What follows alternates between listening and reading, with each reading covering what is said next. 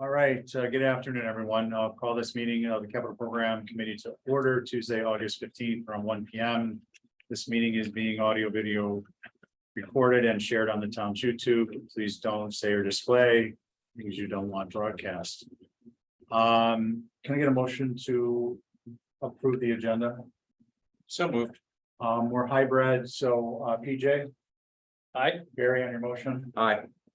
Let's see. Hi, Brooke. Good afternoon. Aye. Howard on the motion. Aye. And Brooke.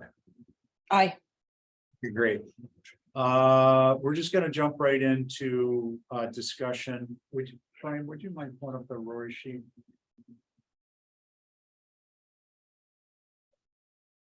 We have any word from Christie? No. And can you scroll out just a little bit? There we go. Fire, perfect. Thank you. Yeah. Okay. So, Christie, I haven't heard from him other than he was gonna be here, so we'll pick. I don't think so. So we'll pick up. Brian, can you share the screen for who's on Zoom? Please. Thank you. Thanks. Okay, so the idea here is to kind of just go through and introduce folks to the Rory, come to common definitions. And understandings of the words and terms so that when we meet at our next meeting to do valuations, which I'll explain in a moment, it'll be just more efficient. Let me turn off my ringer.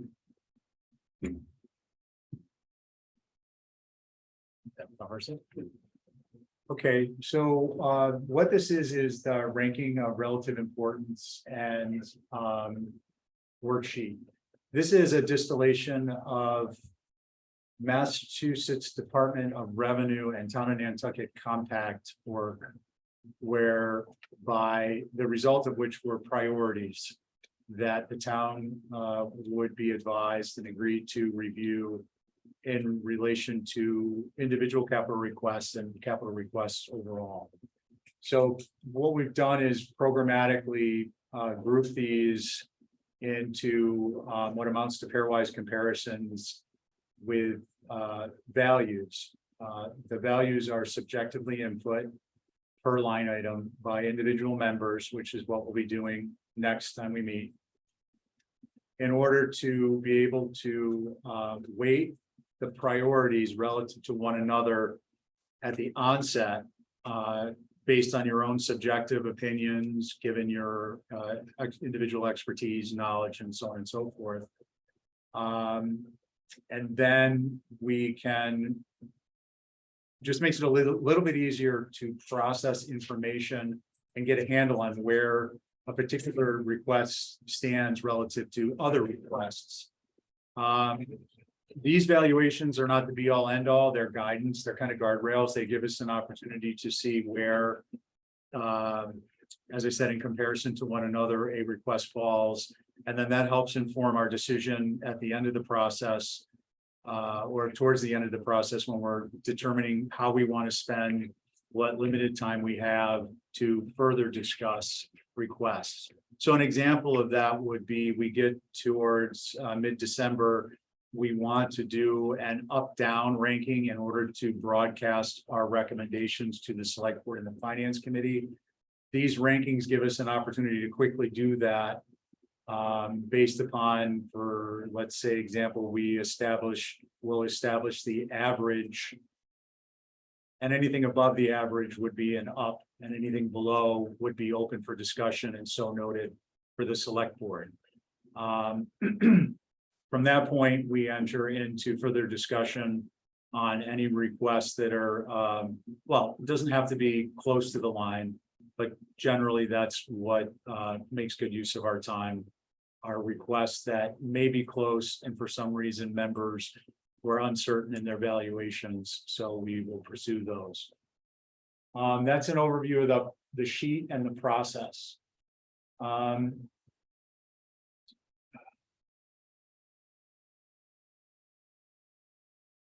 We get idea here of what we were doing. Okay, so we broke these down into groups. And groups were based upon the compact continuity, two characteristics of continuity. One of cost and one of resilience. I feel like I'm doing a PowerPoint reading everything you're saying. At the top are the pre-ranking priorities. So what these amount to is if there's an imminent threat, a legal requirement, if something is phase funding or a placeholder, we,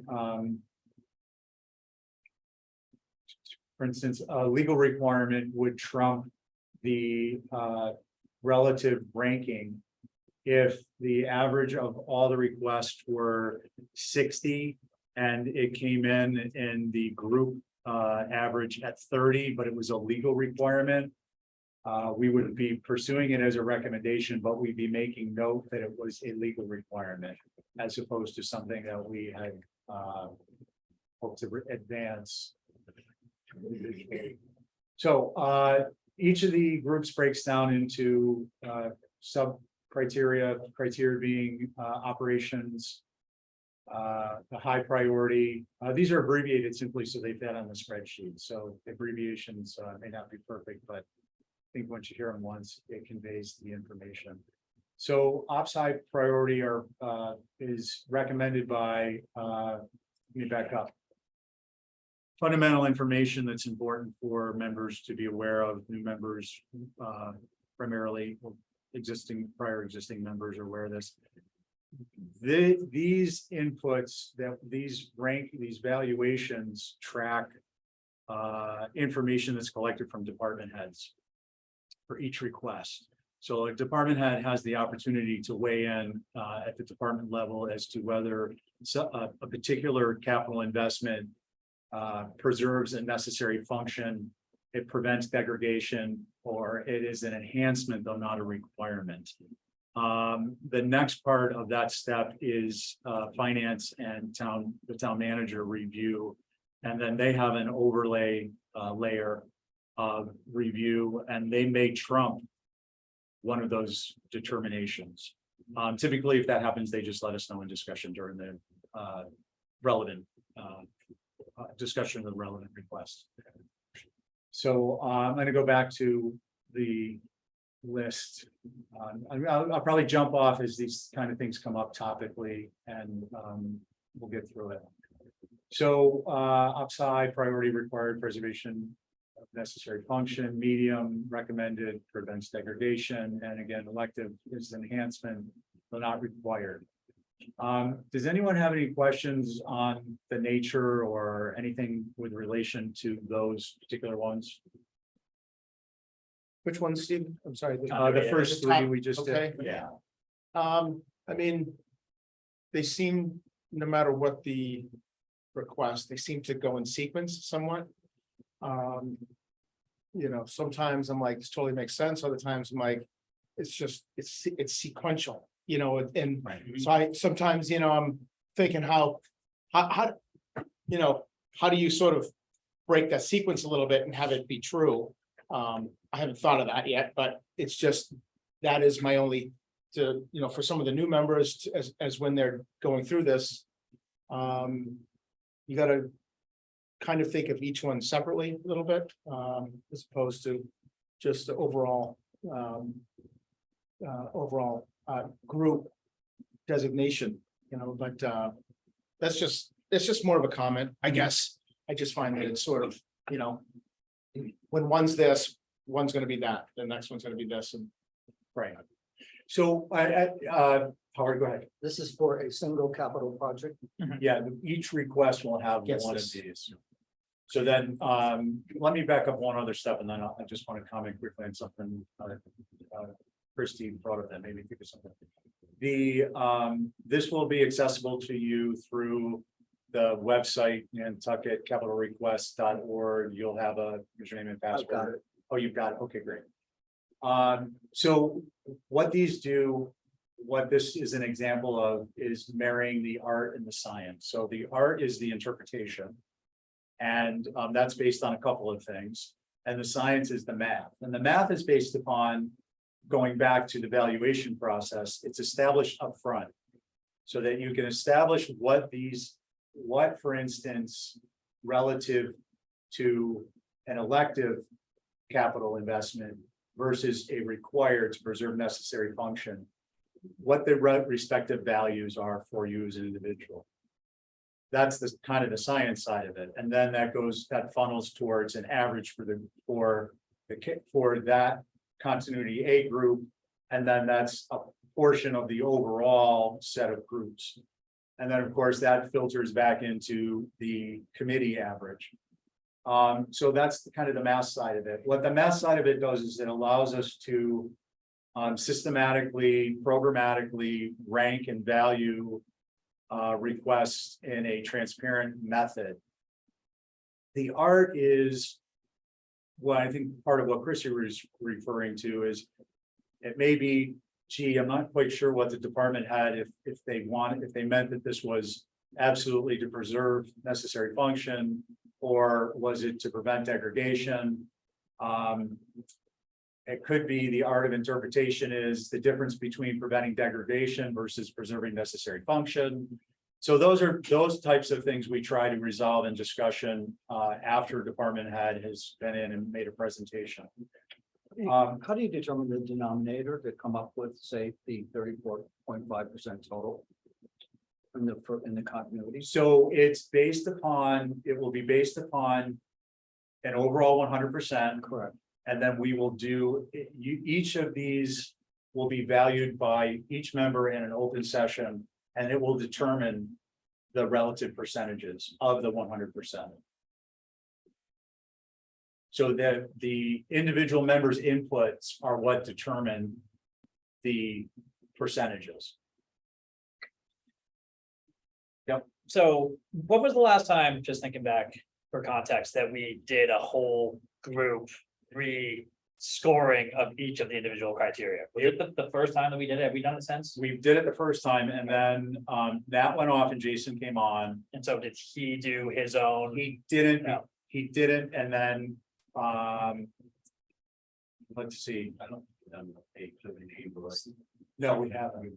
And so that's what we're gonna do on Thursday, is it? Yeah, Okay, yeah, so, we just got to the point where we have enough members that we need to update. yeah, certainly. And so, again, for context, on Thursday, we're gonna sit here and all, 6 of us on the board are gonna be able to say, 7, are gonna be able to, vote individually on how important, ops high required to preserve necessary function is to us individually. That's gonna essentially get averaged, and that's going to result in that, of G or ORI of that denominator. And so if you, For that component. for that component, and so if you take each of the 4 groups, they add up to 100. So for something to get scored 100, it would have to get 100%. For it to score 100 for you individually, you would have to say it 100% meets every single one of these criteria. And if you do every single one of them, but ops high, not required to do that at 0, it's gonna take away the 25.9% of the 100. So your resulting score would be 74.1. So it's kind of hard to see looking at it, just static like this, but. But as you scroll down, all those totals will be 100%. Yep. Whether it's the So- 34.5, the Yep. 17.7, the 23.4, the 23.7, or the individual criteria that make up those 4 group totals. Why is that static? Those numbers, once you all. The, Collect yeah, the I- schedules? I think I can answer that. So the first column is relevance, and that's determined at the beginning of the process. So this is a analytical hierarchy process model. And this is the methodology that's typically utilized to develop it. So what you do is it's very useful where you have multi-person, multi-criteria decision-making. And what you do is you go through and you rank the relative value of the criteria first. And then you can focus on, as multiple persons on multiple projects, the value of those per individual, per project, by using the numbers.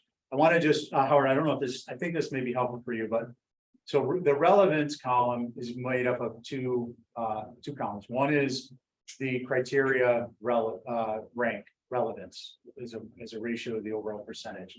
So obviously 73.1, 90.2, 7.7 equals 100% of that subcategory of continuity A.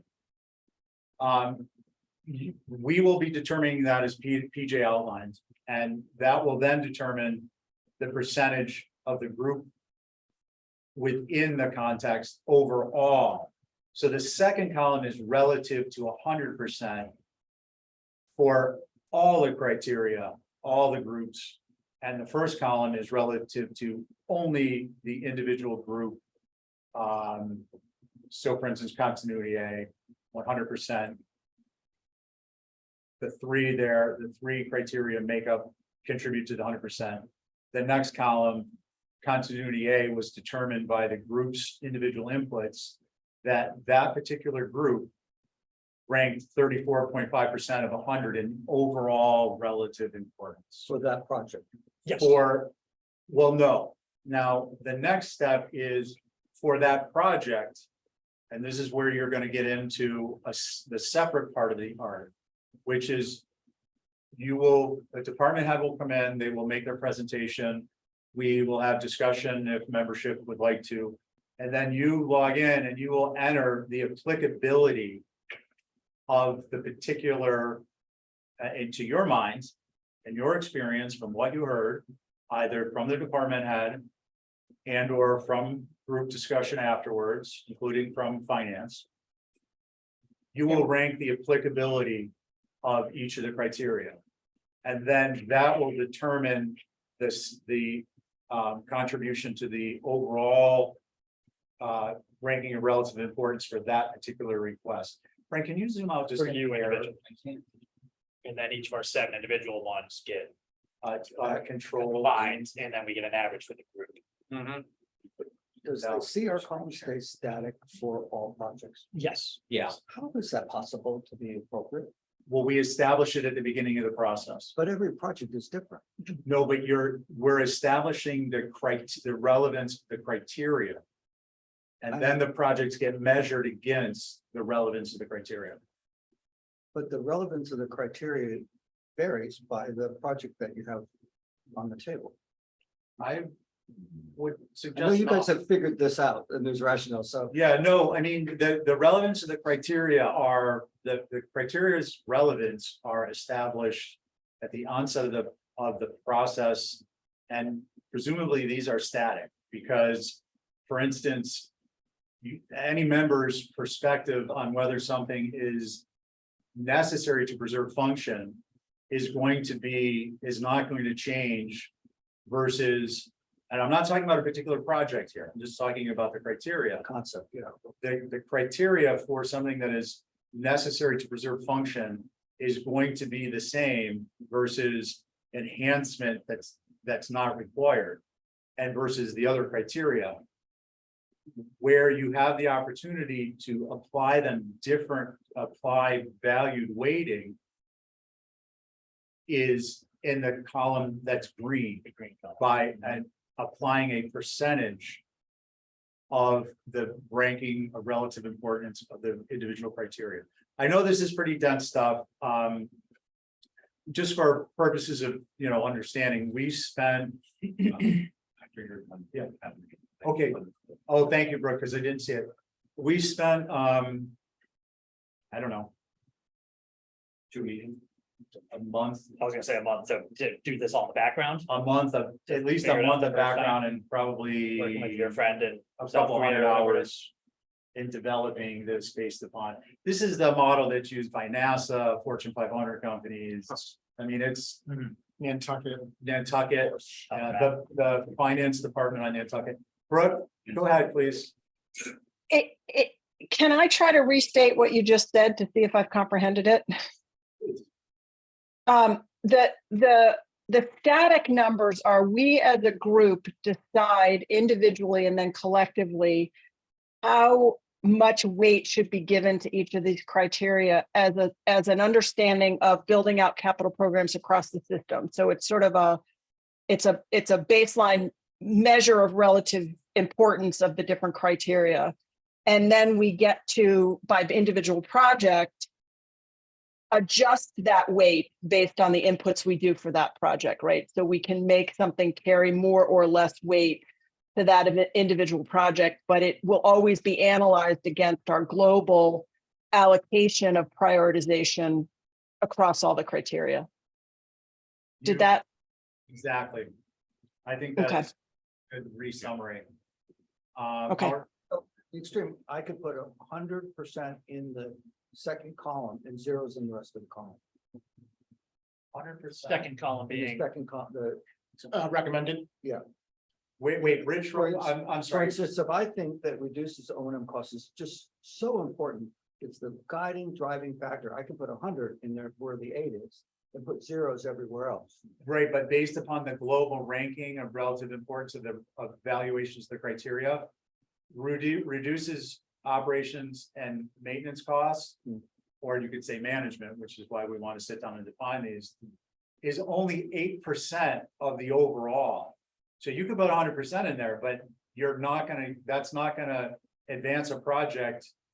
Beyond ranking it at 8%, whereas this one was ranked at 36.8. But theoretically, that's. what- yes. Yeah, go ahead. Also to follow on that, and so just because you may or may not be interpreting this way, the subcategories within each of the 4 groups are.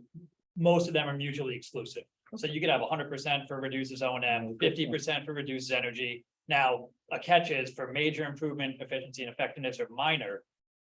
You know, conceptually, if something is at all a major improvement, then it's 100% considered a minor improvement. Because you can't have something that's a major improvement without it already being minor. Can't be So those two are kind of connected, and then the top 3 under continuity A, which is very good to know because that's the highest relative importance of all the 4 groups. So those 4 are the same. So if something see. any percent medium, it's 100% low. If anything's any percent high, it's 100% medium and low. Thank you.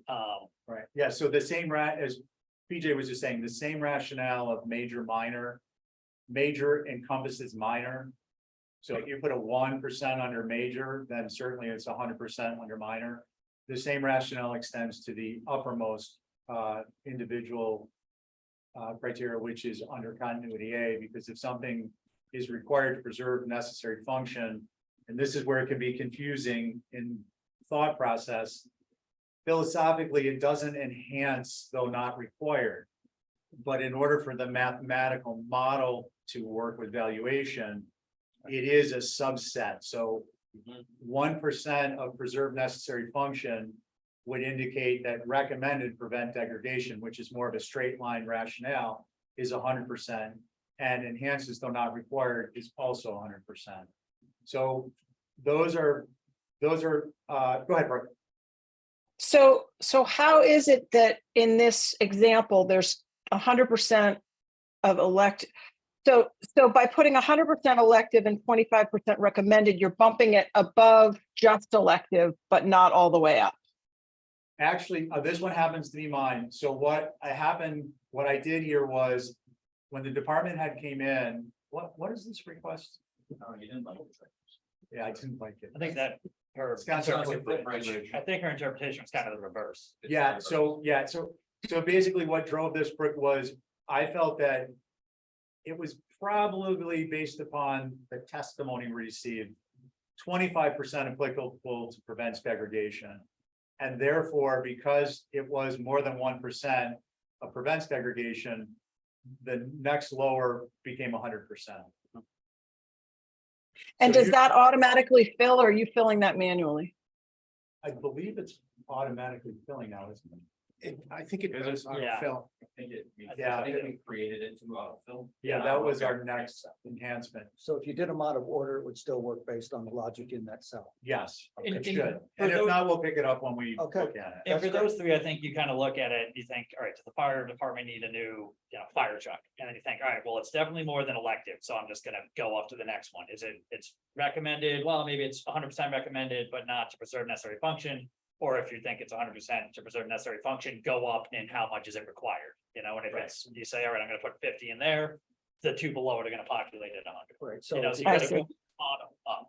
got it. So if you put So you're- 100 on data, I'm sorry, but then the other 2 will go to 0.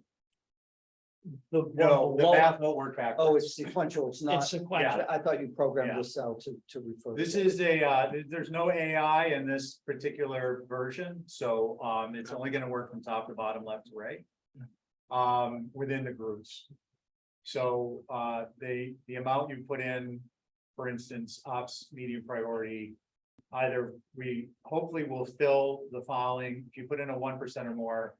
It hopefully will fill the next down, but if it doesn't, just be aware that those three. And major and minor improvement are related and sequential. Okay, Christie? Just a comment, yeah, I just thought about this, because I've always taken continuity. Obviously, all those three in step with each other. But there's just thinking about it.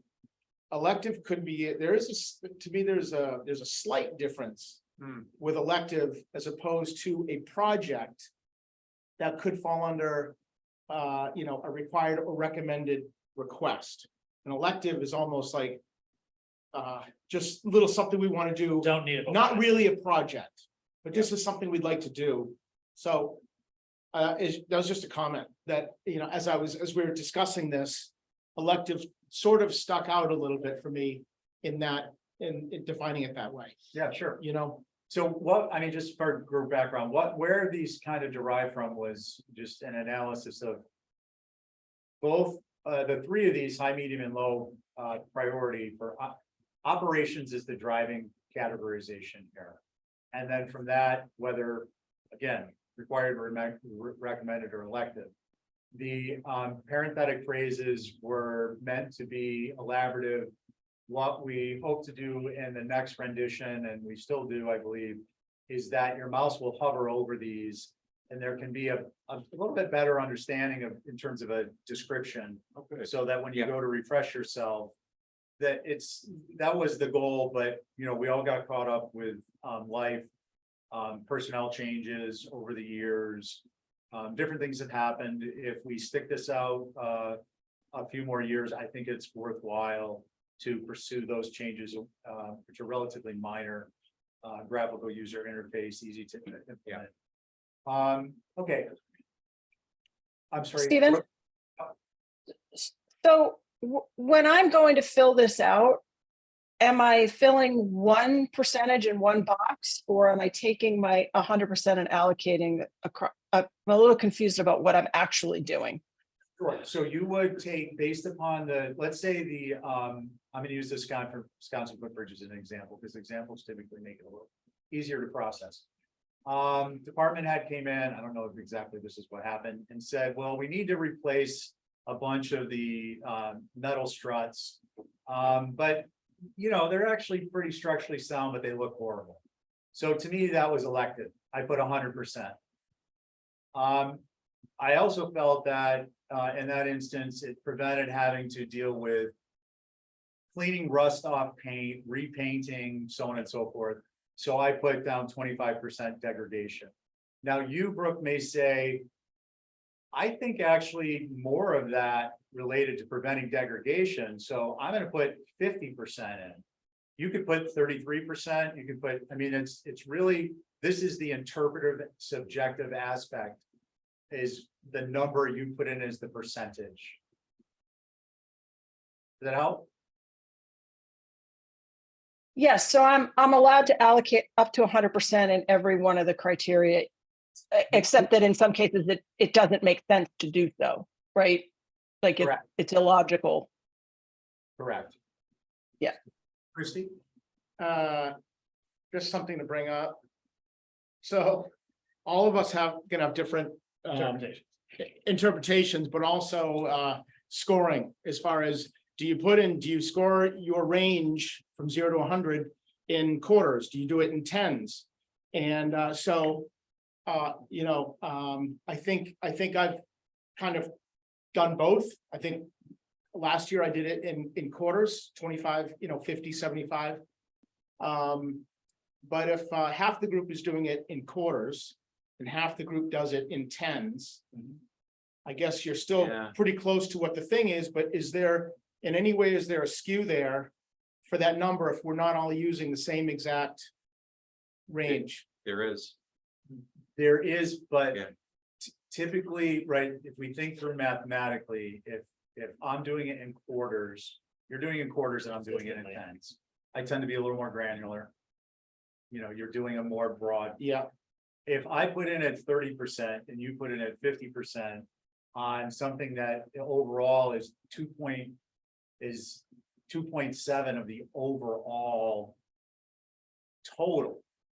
The fact that we're close between 30 and 50 versus 50 and 0 is, if I was putting in a 1 and you were putting in a 50, the effect of not using a common scoring methodology with respect to the increments would be more pronounced. yeah, That's, yeah. that's all. I'm not married to anything. Yeah. I mean, if we thought it would be beneficial to do a group, because I will say when it comes down, if we're pulling up a sheet and we're discussing these numbers, there'll be a little more accuracy in discussion if we are talking about the same numbers. Yeah. If Peter puts a 30 and I put a 50, we'll have a little bit of more, a little better reference. And I don't think it would be a bad thing just to say, why don't we use increments of 10 or? Well, so, Yeah. in that example, I mean, I've used quarters since the beginning, Yeah. always have, because I don't have the ability to get, figure out if something should be 30 or 40, or if it's 34, I should go down to 30, so I've always. And used still quarters. relevant. But yeah. so in your example, if I put 25 instead of 30 and you put 50 going off 10 increments, 10-point increments, I think what Steven's saying is that me putting a 25 instead of a 30 won't make an overall difference at the end of the exercise. Right. Because of the individual, I get that. Because I of get it. the, yeah. I get it. But I don't disagree with you, Christine. I think it's a point well taken, and I think it doesn't hurt just to resolve it up front. I think this is one of the areas we've discussed a couple of times. And Cause I was gonna say that it actually, town administration uses 0 to 100, it doesn't do it in increments of 10 or 25 or anything. so you just go, They get down to once. We do that at once. Just thumbs up, Okay. thumbs down. We've scored things 62.5% before, yeah. so. That's preposterous. No, we haven't. I'm not, but I'm just saying that, so if we don't all settle on how we're doing it, then it may actually, the comparison and where they fall may end up getting skewed a little bit. It does, it's Yeah. not so. With respect to the overall numbers, the spread is so small because again, you're talking about a percentage of a percentage. Now, Right. if we were doing it where it would tend to come up is in the instance where something is required to preserve necessary function. And someone was scoring a 1 and someone was scoring a 20 versus a 1. So, look, I think the Right. easiest way to address this, unless Barry, you want to comment, No, go ahead. is, it's a point well taken. I believe it's something we talked about. I believe it was something we were gonna do the floating mouse over. But I think at the beginning of when we talk next week, if I forget, Christie, please remind me. And then when we sit down at the table to do our ranking of relative importance, let's decide that the generally basic unit of incremental unit will either be 5s, 10s. I think 10s are probably appropriate. Not 0.5s. Yeah. 10s, and then if you want to go more, you can. I also use this just to mention as a tool, like sometimes I'll put in 33. Because I want to remember when it comes up that I might have a question or I want to look at it. Now, comments is something we're going to work in to another revision, a comments column that tracks a particular request. So that when you go back to the print view, you could actually print out your rankings of relative importance per request. And you could have it on hand for a meeting. And if you went through them and you did 3s in a value on any one you wanted to print on any one of those, it might be a system where you could easily utilize knowing which ones to print. Barry. Yeah, so the other thing I want to say too about comments is that last year, being the newbie on the block with doing this, I was loading comments in. And there was some Right. confusion about whether those comments were gonna surface back up. I made some comments. Yeah. Yeah, and come to find out, they actually do. Your individual comments are incorporated into the final, final phase of whatever we do here. Yeah, so what we did on that was we created separate fields because the initial inception of this was that it wasn't definitely going to be, but it could be used, this software database could be utilized for project tracking, project management, so on and so forth. Right. With each layer getting necessarily more involved with the programming. So Barry was Oh, thank you. I like that. Barry was dutifully entering comments, but they were being entered in where the finance department was adding their comments. So we've segregated those, so you Good. can add comments, right? That's on the left. Sometimes I did get a concussion last year. If I forgot something, I apologize. if, when you're in the middle of reviewing a request, Change the comment. Yeah, so that's there. There it is. oh, yeah, I don't know. that one, Oh, okay. not that. And then that should show the print view. Now it'll Is that something segregate. you gotta get in mind? This is Comments, all okay, which is supporting good. data. Well, yeah, the idea being that they may be using the comment section for a different purpose than we are. Yeah, and I mean, for me, I just thought it was important to be able to communicate certain things back out to the group. Right. You don't want to forget Yeah. that. Or to find. So guys, whatever, sorry, yeah. I know you're all good. I appreciate the discussion. I think it's important, but we've just did a lot of background. Yeah. And I want to see if we can focus on knocking through some of these.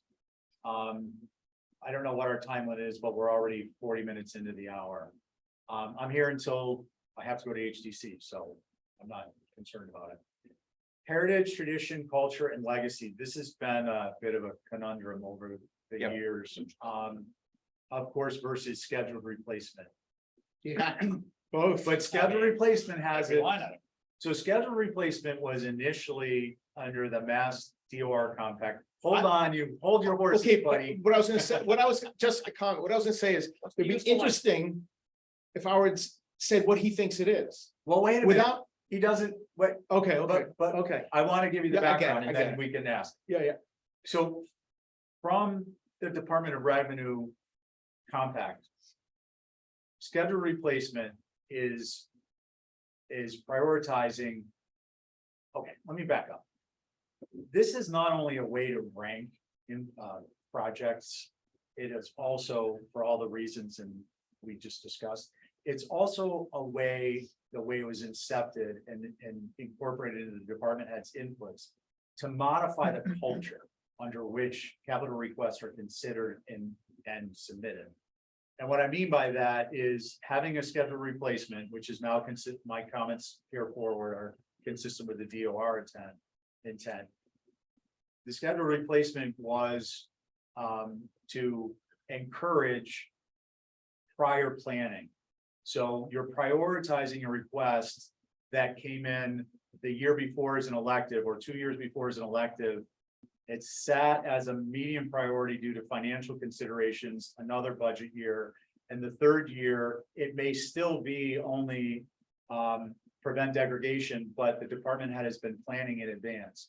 So that's the inception of scheduled replacement. It's also been interpreted to be that a department head has it somewhere on a schedule. And therefore it's a scheduled replacement. Or it's a piece of equipment that has a scheduled replacement schedule. Right. And then, so again, the reason we're here is to come up with a common definition and then try and stick to that. So that in the end, we're looking at the original valuations through the same lens. However, subjectively, we all have a common understanding of what the words mean and what the terms are meant to convey. So what I would like to suggest is consistent with the research I did on the DOR compact, is scheduled replacement is meant to convey that a department head has had this in a schedule that's been presented to the finance department, or it's actually made it to capital committee as a prior request. Because then we know that it's part of their, for instance, let me just elaborate on this because it's an important point. We have a 10-year capital improvement plan which we are working to develop, subject to constraints on resources and conflicting priorities. And don't mean anything bad about by saying conflicting priorities. It's just, it's life. But in that schedule, there are fire trucks that are forecasted out 3, 5, 10 years. To my mind, that is a great example of what a scheduled replacement is. Versus getting into whether it's something that is scheduled replacement due to its useful life cycle, or slightly higher level, it's a scheduled replacement that was never reported to finance or capital program. That's a suggestion. Now, to alleviate your concerns, Christie, in our next rendition, this could be, there's nothing to suggest that these cannot be broken down in subcategories and ranked well relative to one another. So scheduled replacement may have 3 different meetings, each having a value, and then we have to just figure out which ones are more important. So I would again say the one that it made it to the SIP is probably the highest. And then the next one would be, it's been in the schedule that the department had. And then the last one is something that arguably we wouldn't even consider as part of this process, but it's a regularly scheduled replacement for a vehicle. Like, for instance, we know a track loader is gonna have, depending on how hard it's used, 10 years. 5 years if it's used harder. But that, and no one is expected to understand and remember that, there's no quiz on it. I guess what I'm trying to point out is the value of breaking these down into smaller categories within reason, some level of reasonableness, is it encourages discussion amongst ourselves as capital program committee members, and it helps foster discussion with the department heads. And after all, we are the citizen advocates and advisory, and that's our role, is to try and have that discussion going forward. And one thing I want to say is if you're gonna wind up, I think subcategorizing is probably the best idea, but you may want to solicit that information in the narrative that comes out from the department head well before it even gets to our level. Right. So the department head, when they're sitting there writing their little narrative about things, could say, yeah, I'm the guy who programs 10 years out. So we're 3 years into the 10-year cycle when you review this request. Right. And what, Whereas schedule, again, someone else could say, this schedule replacement is coming up because this has moved into a whole other category. Because we've been beating the crap out of that piece of equipment, so points well taken. What I just want to kind of forecast or broadcast the intent is that that good discussion, obviously, and it will need to come up in a work group that reviews the structural revisions to criteria, or expansion of criteria, I should say, which will want to start probably right after, depending on the appetite of the membership. You guys tell me, do we want to start it during the budget season, or do we want to wait until after a report? But set a time period, like maybe March or April or May. With input from the finance department, who have input from the software developer, so that we have the structure worked out and validated, the architecture validated within the software environment for implementation and revaluation once we know who our membership is again next year. Because we're not going to be able to do that this season. It's just not practical. Right. But it is something I want to get out. The takeaway there is we're going to have a work group. You guys need to think about when to do it. And then we'll deliberate a lot of detail then. Howard and then Barry, and then we're going to move to the next I one. don't mean to be impertinent because you thought a lot about this, but you just gave 2 quite distinct purposes for that scheduled replacement, to the point where I would recommend that there be an additional line entered. The first line being scheduled capital expenditure in previous budget. They showed up in previous budgets. And the second one is a capital, it's a capital improvement or capital replacement required. Because if you have a piece of equipment, like if I have a pump, I know that I have to do a major overhaul on the pump every 3 years or every year. That's a capital expenditure. That's a different than a schedule. It is, but again, I don't, if we had the resources to do that, now that we have an established group, do that being the changes, the additional categorization and subcategories in time in order to start our process for this year's budget review, I'd be all over it, but we don't. So what we're gonna do is we're gonna go with schedule replacement. The definition is that the overall definition we relied on is that it is previously been presented by a department head, and it is in the capital improvement program, either in the 10-year SIP or which it would be if it was a prior year request that didn't make it. I just want to give you some sense of relief that where a department head can weigh in on this is with that pump is it's at its third year. And even though it wasn't a scheduled replacement under the current definition we're using, I need it to preserve necessary function. So it can be bumped up. There are ways for a department head to work without gaming the system to convey in a method that provides points.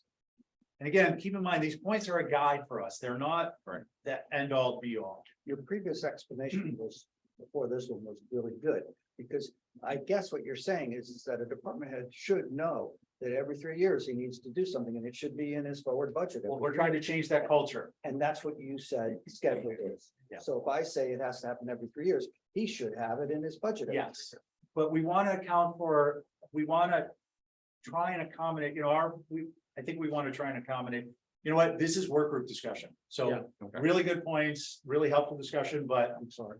no, don't apologize, but to get through what we've got to get through today, because we've also got, I just wanted to briefly touch on the expansions. I'll comment to the end to that then. Okay, heritage, tradition, culture, and legacy. We could probably combine heritage and legacy here. Nat was a big contributor, and one of the topics where this came up is one of the examples would be Jetty's Beach. The Jetty's Beach concession stands. And that one covers a tradition, community tradition, having that facility available and visiting it and using it. It really encompasses all four of these, so it's not a great example for differentiating them. I'm trying to think of, Well, there's also thank you. this category particularly is probably what saved the flagpole in Wisconsin. No joke. Perfect example. Thing was a mess, but it's a focal point. Fight that's only 6.1% possible of the total. Correct. Decision, Correct, you but know, so in it's a discussion, small in discussion, slice of the 100% that it's eligible for, but Yeah, yes, Right. that's the one that I was thinking was probably the most. Well, what's interesting is that it may be 6.1%. But when we have discussions during the course of requests. It's interesting to see how a line item that's ranked so low. Yeah. Can engender so much discussion and enthusiasm. So we got to remember that when we value these things, we didn't have a few years of capital requests under our belts at the time. So that number may change dramatically. Excuse me. Culture, I just want to touch on for a moment, is that's not necessarily something that has to do with historical reference. I mean, it does in the sense of the anthropologic aspects, but it could be something to do with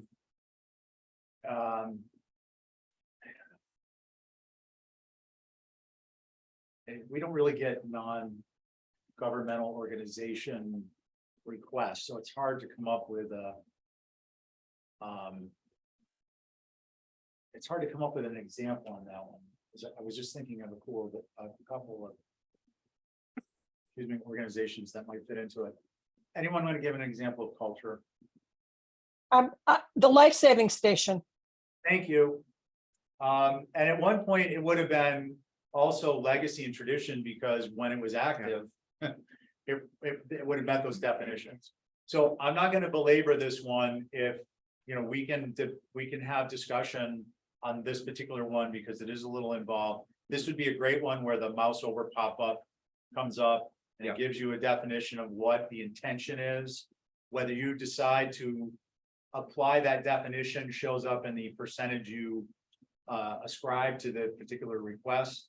But unless anyone's uncomfortable with it, I'll move on to the next group, please. Okay. I think these are relatively self-explanatory. We just need to determine whether we're talking about operations and management or maintenance. It was intended to be maintenance costs or no, I'm sorry, management costs. So that it encompasses both the department head level and the administrative level. Whereas maintenance is typically part of operations and carried under a separate budget or a line item budget. Because a maintenance, well, I think that's kind of explanatory there. So we would say that's operations management. Reduces energy consumption, self-explanatory, major improvement, efficiency, effectiveness. Self-explanatory. Support strategic plans, we'll probably have a little bit of discussion here. The definition is very simply as it's stated. It supports strategic plans. The question mark comes up with, we come to is this like scheduled replacements and that it's been predetermined, it's been broadcast by a department head in advance and it's part of the capital improvement program or by the town administrator, town management. So there's a little bit of latitude on this one. I'd like to get your input so we can come to a common definition on this one, which I think is the only other one that's kind of major open. Thoughts? Whose strategic plans? Exactly where we need to, the work group to elaborate. It would be by definition, town of Nantucket. And it would be, you know, since these are requests that are brought in either by department heads or town admin. But it could be broadened out, I think, at a later date into strategic plans that are complementary, and that would almost be its own category. If I may, Please. so obviously at the select board level, you know, we have a strategic plan. Yep. And we think about how, say, coastal resilience advisory committee's priorities fit into our strategic plan. So there's sort of a narrowing of strategic priorities department and committee wide that feeds upward to the select board strategic plan. So, you know, when we ask people to put when a department head makes any request to us at the select board level, one of the criteria is how does it fit with the select board strategic plan. So I didn't know whether that's what we're talking about, because otherwise we're going to have to know a lot about everybody else's strategic priorities, but where do they sit relative to those determined at the select board level?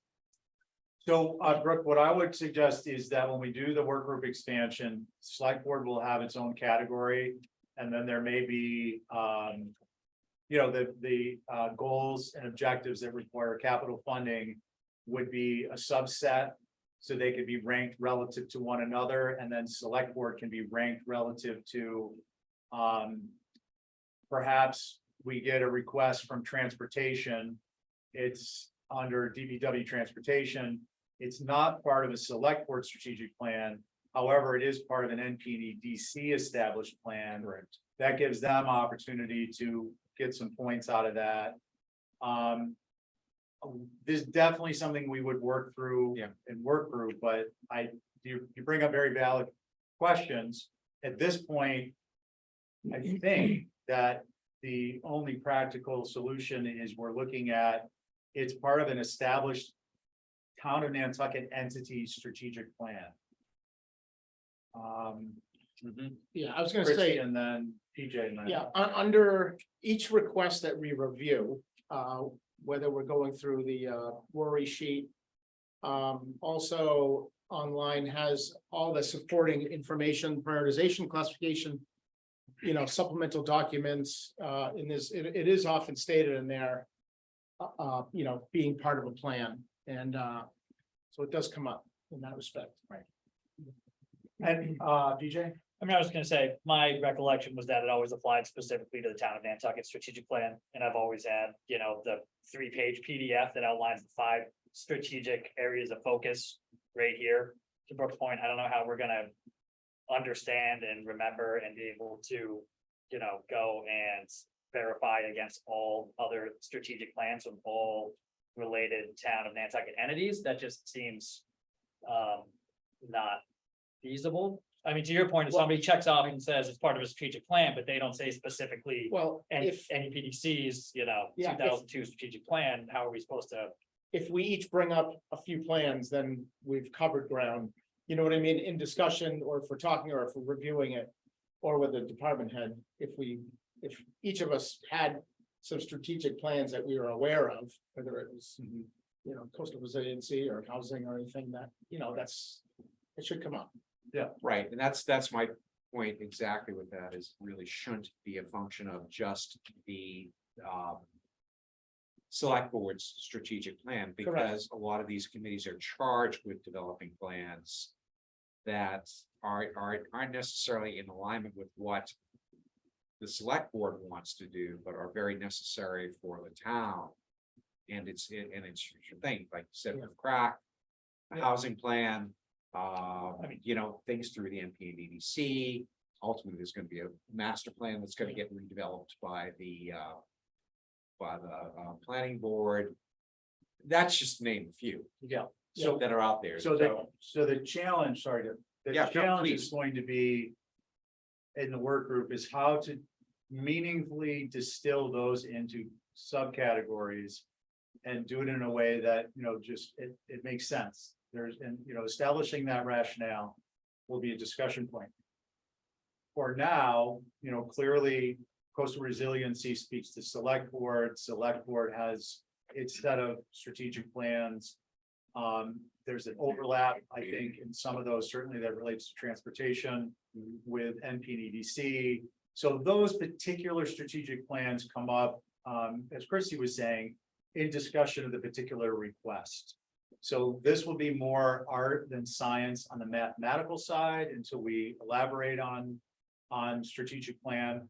But for now, the idea is that for the 10%, 10.1 of a potential valuation, we have an understanding that that's applicable to town of Nantucket strategic planning. And that may be at a department level, it may be certainly at the select board level, NPDDC level, and we'll mature it from there. PJ, Christie, and then we're gonna move to the next one. I was just gonna kind of interject from left field here, but part of the art that I've always seen in this that's great is that we have 7 members from different boards and different places, backgrounds, experience, everything. And part of what makes this such a rich process is a little bit of our interpretation of what these categories are and our own interpretation of how much 0 to 100, whether it's 10 or 25 or 0 to 100% they apply. Because in theory, this whole practice is so that it all gets kind of bubbled up into one final determining factor. And so I don't want to get to a point where every single subcategory is essentially micro defined to the point that it's so obvious that it's 100% or 0.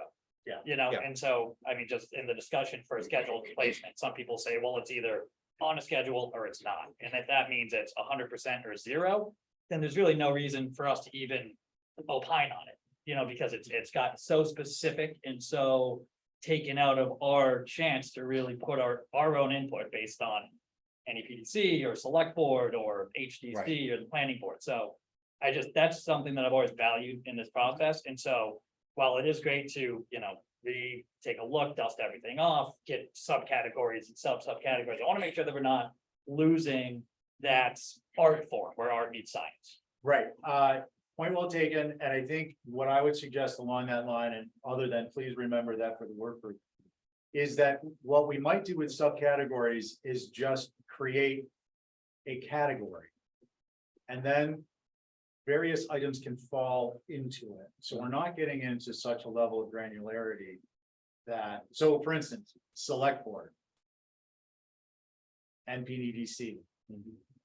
Committees. You know, committees being committees charged by the town to do strategic plans. Right. We might just do some level of, one level down of classification and leave it at that. But again, I think that that's something we need to do, you know, these are all great ideas. Let's not, you know, let's save them for when we sit down to talk about that.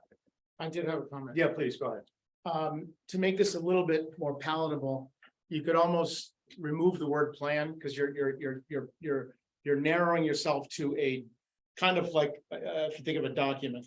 More, I like, when I do it, I try to think of sports strategic planning or strategic Goals. effort or goals. Goals. Because like, for example, we all know bike paths have been part of a plan for the town to sort of keep moving. Well, if I'm working on, if I'm looking, rating bike paths, I'm gonna probably put down. Give it something. A good percent Yeah. for Right, right. strategic plan. Right. I actually don't know if it's an actual plan, but it is planning. And that's what I the mean? art that I'm talking about. And I've always done the same thing with all the categories Yeah, personally. Just a way to make that one a little more palatable. Yeah, It no, just makes softens sense. it up a little bit. Makes sense. I mean, that falls under the town's master plan, so it is encompassed by that. The next one, infrastructure improvements. So this is, you know, the idea here is differentiating between capital equipment and capital infrastructure. That's as simple as that, is what the intention was. I don't think that there's a wide latitude for interpretation on that. You know, you can get into levels of infrastructure. Is it a building? Is it, you know, for instance, the school versus the Sconset Bridge? But the idea here is to rank infrastructure. Keep in mind, this is about resilience. So we're through the lens of resilience. And the next one, any comments on that? No. Okay, Could we define resilience? yes. Do I have to do it right now? At some point, I will need, at some point, I'll need a definition of resilience. Sure. So resilience to me is the ability of an entity, in this instance, to withstand external, let's say, pressures, challenges, and obstacles. I think that's like a very simple definition. If we can elaborate on it or modify it, if you wish. But, you know, can we take it on the chin and bounce back? Can we take it somewhere else and bounce back? And these fall into, I think that encompasses a lot of the select board strategic plans. If you look at the very broad scope of them, you know, from 5,000 feet and, anyone else? I mean, is infrastructure improvement, kind of, when is it anything less than 100%? I mean, if it's brand new infrastructure versus it's repairing infrastructure, brand new might be 100, repairing might be 50, because there's already some there, whether or not it needs to be repaired very badly, or it just is up for being repaired. I mean, that's. Repair is 100%. Right. Ish. That's how I would interpret Yeah. it. But again, that's, you know, That's when I typically check 100, Many times, right? Yeah. Yeah. just because it is what it is. Alleviates an overstressed, overburdened situation, or, I think what this was the bridge, lots of wear and tear. And, some of the improvements had to do with, the board, the treads, things along those lines. So that's why I gave it 20% on this.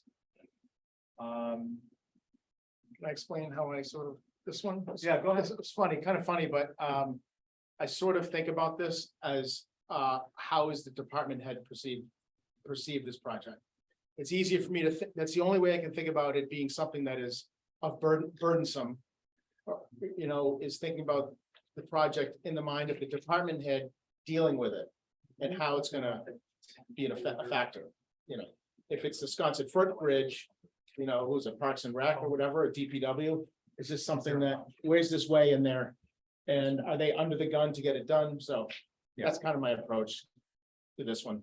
So like Monahanset Road improvements, would you consider that an overstressed or overburdened situation?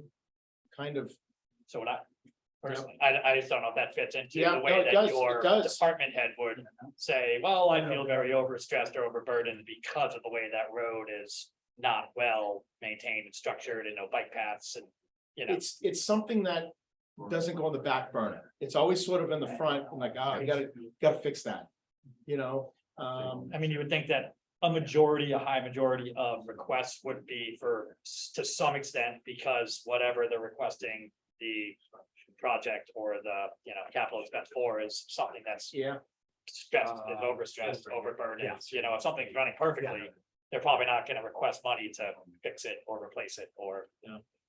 So I feel like that's one where there's always some middle grounds, yeah, I always, or high ground, yeah, like the trench equipment. I always try to figure out right? if the chief was mentally really pondering, the importance of needing it. And even there, they've never needed it, so technically they've never been overstressed by not having it, but there is something to be Correct. said about It happening the needing, first time. Yeah, needing it and not having yeah, yeah. it, so it's, Yeah, to me, it would probably get something in the, between the 0 and 50. Yeah. Which would be 25, it's like on quarters. Okay, guys, we're gonna do just some concepts. just real brief, wet. It's open down in the lower right. Yeah. On the red.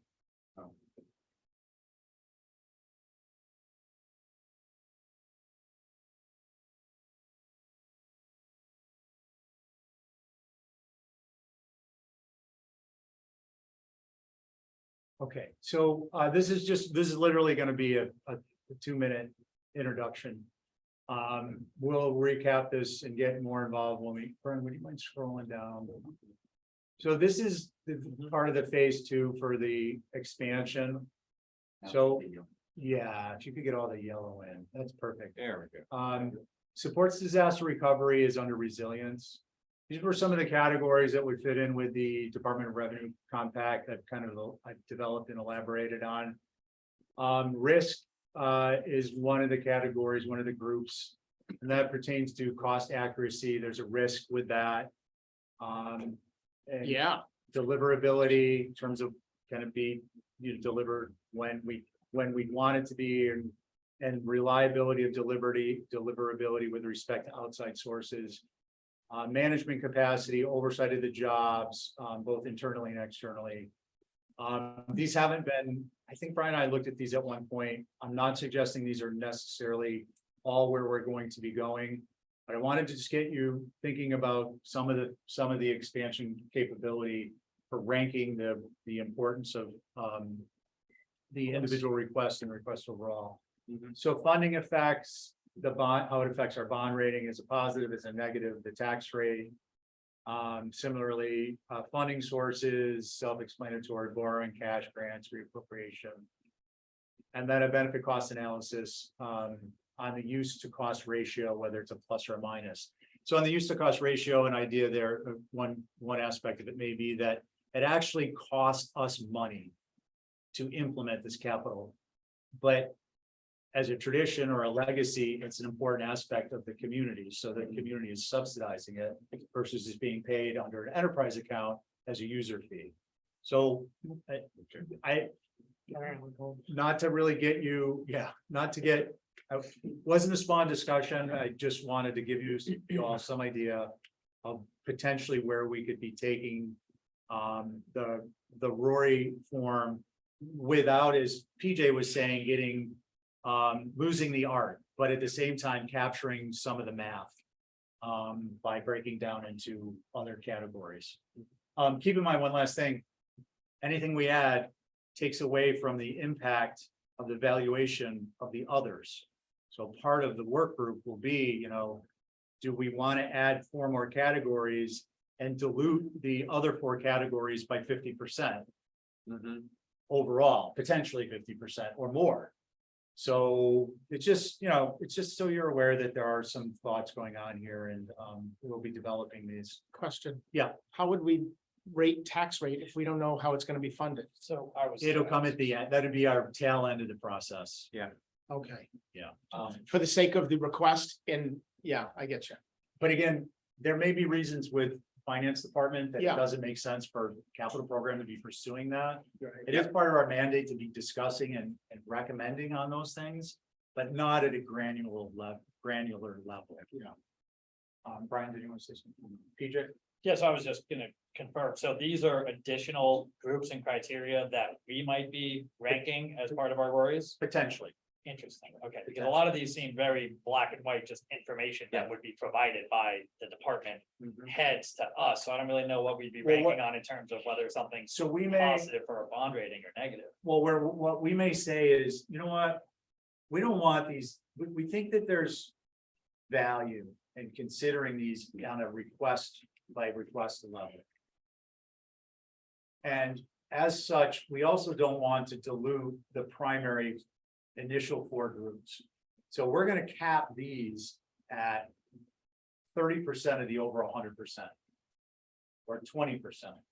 So that's one way to address the dilution. But with respect to its cut and dry information from the finance department, we may, and we may not, want to get involved with saying, hey, the funding effect, the effects of funding for the funding sources, I think funding sources for me are more important than the funding effects, because look, in point of fact, the finance department isn't going to be recommending things that make the effect of the funding detrimental to the town. So these were more like brain, just stream of conscious. And that's why I was saying finance department being made like, well, you don't really need to do funding effects because we're not gonna be recommending things that create a negative on our bond rating or a tax rate. Well, tax rate's always gonna be negative, right, if we're funding Right, a negative and effect. so it'd be 100% negative to the tax rate at the time. I was gonna say, if you're trying to really, fulfill incomplete historical data on the requests, then I think finance department would accommodate from funding effects down. I think risk is pretty good category for our review. I don't know if risk is the exact best word for it, but I think each individual one does have merit. Obviously, cost accuracy, when you're talking about long-term planning, that's Yeah. gonna be Yeah. the huge factor. How do we understand or interpret cost Yeah, hold on. accuracy? 1 sec, guys, Brian. So if you're gonna think about the funding effects, I would remove the bond ratings. And I think the tax rate is only one component if you think about the fact that we have 5 enterprise funds that all charge you for fees. Yeah. Yep. And so if you're thinking about funding effects, and to me, bond rating, I'm not gonna say we don't worry about it, but it would take an awful lot to have a severe degradation of the bond rating. Okay. If you're gonna look at tax rates, you should be looking at the user fees for the particular, and the impact of any financing mechanism that we may use on the user fees for like the water, sewer.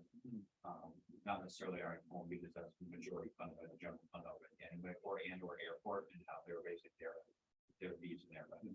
Okay, because I think that that's more appropriate than the impact on the bond rating, because of the way that we can manage to Right. get into the overall global scheme, we would be able to manage it in a way that most likely would not have a negative impact on the rating itself. No, that makes sense.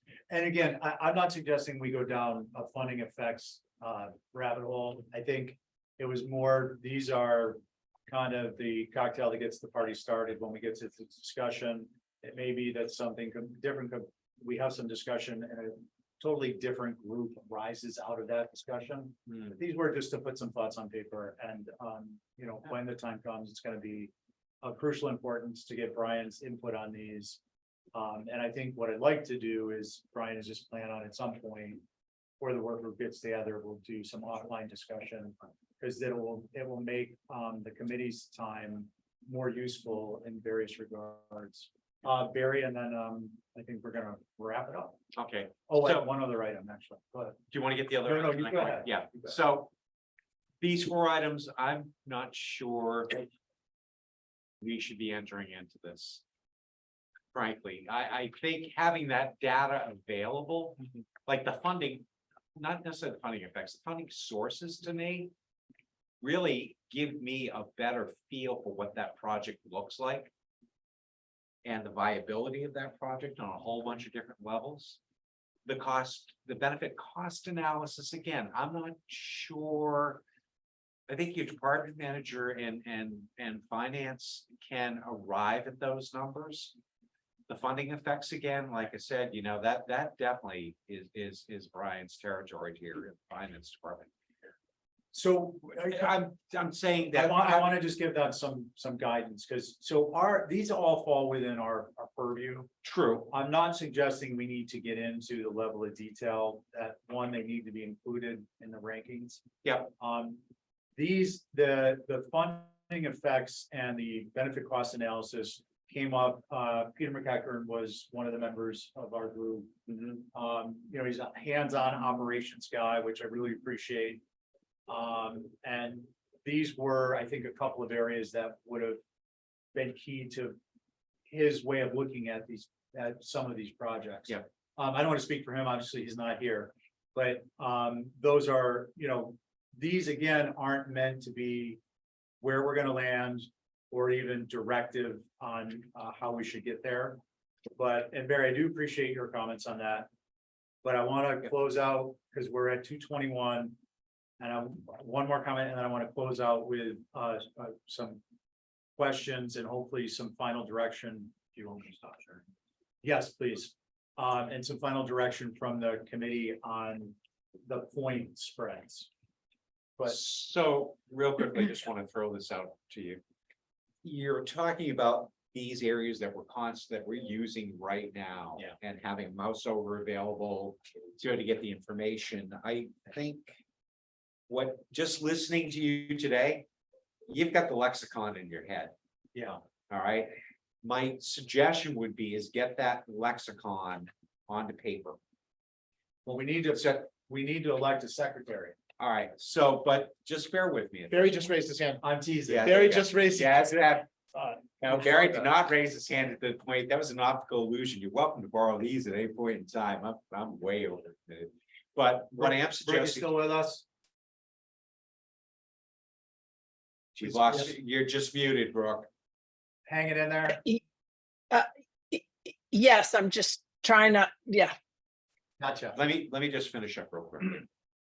At least try to get the blessed thing onto paper. That's the first step. Second step would be maybe just taking 10 minutes at the end of each meeting. And starting to look at it and define it a bit further. That's it. And it's got to be that 10 minutes by the watch rule, or 5 minutes, I don't care. But at least it's all before us at this point. We can begin talking about what it really means. It's the start to where you want to head to this with a slightly more high-tech look and feel to it. Yeah, we want to bullet those out. Yeah, and I agree with, I agree that that's a really grand idea, but it's gonna still have to start on a very base level. Of having the narratives available so that they have to be typed up somewhere. Well, I was actually hoping everyone internalized this discussion for the last hour and 23 minutes, and I'll never have to talk about those again. But your But point it's is, just a thought. no, your point's well taken, Barry. I think what we're gonna do is we're gonna have an opportunity at the next meeting. After this has a chance to be absorbed, when we sit down to do the valuation, the revaluations. New members will have a chance to have thought about these things. Some questions may come up, some comments may come up. Prior existing members, the same thing. And then we can try and hash them out in writing. But I wanted before, because I want to wrap at 2:30. Yep. Point spreads. I do think there's look, I'm going to set it. The difference in spread between a 30 and a 50 is negligible based upon it being a percentage of a percentage. What I'd like to find out is, do you all want to come up with, do we do quarters or do we do tenths? if you want to do it, then let's decide which we're gonna do. So we have like a few minutes to discuss that. We don't have to leave 1:30, but I'd like to get that resolved so people have a general sense. Yeah, before we proceed. I'll do whatever. I'll take suggestion. Quarters always work for me. You know, it's a 100%. Almost 100%, halfway there, halfway not there, not there. I mean, it's, and you can get, I mean, we have a lot of these, they take a while. And if you're sitting there wondering if it should be a 20 or a 30 or a 30 or 40, or, you know, it helps streamline the decision making a little bit. That is true. To me, that's I see it. an important aspect of this. That is true. Okay, no, it boils it down to a one, is it a 1 or a 4? 1, 2, 3, 4. Roughly. I agree. As a new member, to me, to go in 10% increments feels like I'd be agonizing for a really long time between 10 and 20, 20 and 30. I think quarters feels, my gut instinct was 10s. And then when I got thinking about time spent trying to split it out, quarters feels like it forces me to rank it 1 to 4. And tens can be analysis by paralysis a little bit, and then you might just say, you know what, next one, you know, I can't even decide, so I'm just gonna throw something on there without really, you know, committing to it. Good on, Barry. Yeah, there's always one in the group. I'm gonna tell you, I like the deciles better. And I'm gonna tell you why. Yeah, you're agonizing between 20 and 30, but somewhere in your mind, you'll come close, but. When you're ranking between, let's say, you rank a 20, I rank a 60. There was a little more thought that went into the process. And all of a sudden, I think we can have slightly better discussion about how did you get there versus how did I get there? And that's all I'm saying is, I think it forces you to have to think a little harder about how you're getting at that number. 1 to 4 to me is like, Vanna White, spin the wheel, let's see what comes up at this point. So, But anyways, whatever you all want to do. no, that's fine. I think, look, this is where we have latitude. What, I'm gonna suggest is we use the quarters, you know, it's basically a 4 is the best, 0 is the worst. In terms of valuation as a guidance. And if you wanna, you know, do 10s, you can do 10s. If you wanna, you know, you're like, you know, this isn't a 25 for me, but it's a 20. You know, if you wanna go 5 down or 10, like. There's nothing prohibiting anyone from Okay. approaching it in a more specific manner. May I, to Barry's point, Yes, that comes up when we discuss. If you have a sway of something, when we discuss it, you can pull out your 30s and your 60s.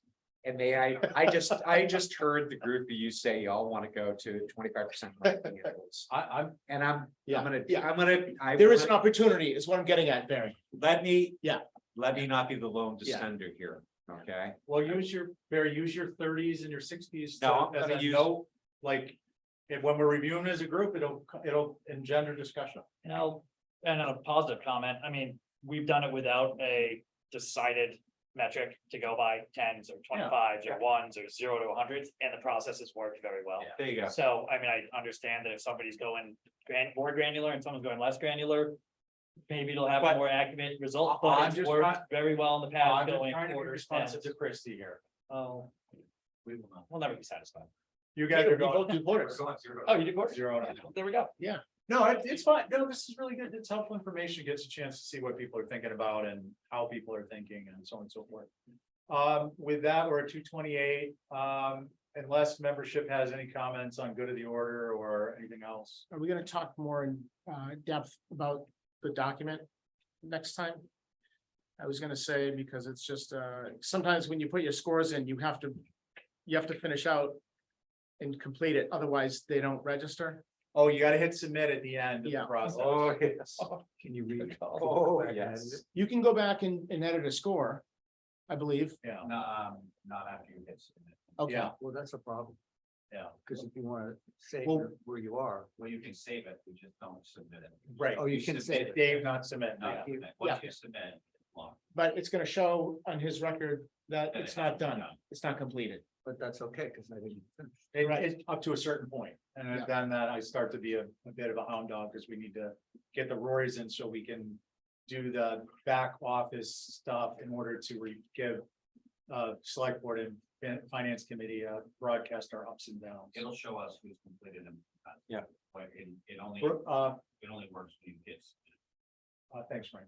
Brooke and then Barry. So question about process. We have each meeting, we're presented with a collection of projects or proposals. And then do we do these and complete them, or do we wait? I mean, do we wait until it's all done? What's the, Yes, ideally, you would actually do it in the meeting. What I'd like to do is if we have oh, time, okay, is put 5 minutes, 10 minutes in the meeting time. Because what happens is, Rory's completing these aren't necessarily the highest priority in everyone's life. But they become problematic. It's like homework, right? If it stacks and stacks and stacks, it becomes a burden. So yes, we'll do that as we meet with department heads, ideally, and typically. It's best to certainly have them done before the next meeting to avoid the stack effect. okay, I just didn't want to, I wanted to make sure we weren't holding them all to the end. So we're doing that, yeah. You can hit save and then submit later, but if you're reasonably confident, I would just hit submit. And if there's Excellent. a structural change to a request, we can reset so you can revalue a particular project. Also, if you've got a lot that are open and saved. Going through this, because all the old requests are still on there, right? It will be maddening. Yeah. There's trying nothing to find it. tell you which ones you've saved unless you keep notes. But I agree, you should do the. It'll be in a revision. Yeah, right. Village engineer. Because then it becomes burdensome and stressful. I wasn't thinking about stopping one and starting another, I was thinking about stopping in the middle. Oh, yeah. That's what he Yeah, said. hit save and it'll allow you to go And back. you just have to go back and make sure you find it. All right, all. I appreciate you all coming in on a Tuesday, very helpful, and next week we'll again touch on these, and then we're gonna get into or not next week. Is it next week? The next following. 24th. Thank you. So I've got to get a hold of our mathematician in Singapore, and I'll write some code and reload these. And we'll do we'll crunch some numbers next time. Great. How about a motion to adjourn? So moved. So moved. Brooke, Christie, beat you by half sec. Christie on your motion. Aye. Brooke, Aye. Howard. Aye. PJ. Aye. Barry. Aye. And I'm an aye. Again, thanks. Thanks. Joe.